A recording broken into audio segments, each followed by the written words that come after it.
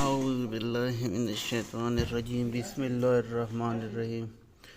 شیطان کی عیاری و مکاری بڑے خطرناک ہوتی ہیں، وہ کسی کو بھی نہیں چھوڑتا، حتیٰ کہ حضرت انبیاء علیہ السلام کو بھی نہیں چھوڑتا۔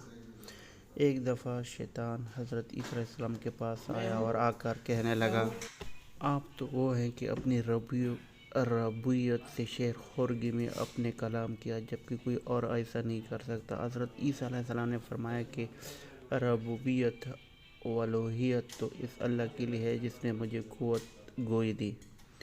پھر وہ کہنے لگا کہ اے وہ ذات کہ جس نے اپنی الوہیت سے مردوں کو زندہ کیا، اے وہ ذات جس نے اپنی الوہیت سے مختلف پرندوں کو بنا کر زندہ چھوڑا۔ حضرت عیسیٰ علیہ السلام کہنے لگا، لا حول ولا قوت الا باللہ، میں کہاں کا خدا، میرے اندر کہاں الوہیت تو اس اللہ کے اندر ہے جو مجھے بھی زندگی اور موت دیتا ہے۔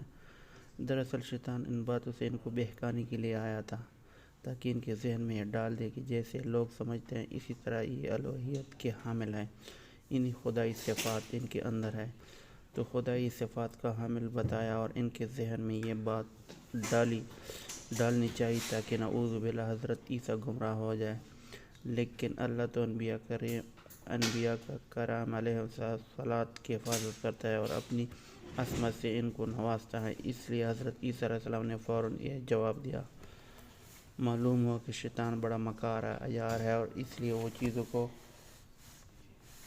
مزین کرتا ہے اور باتوں کو اس انداز میں پیش کرتا ہے کہ انسان بہک جاتا ہے۔ اللہ تعالی ہمیں شیطان کے وسوسوں سے بچائے، آمین۔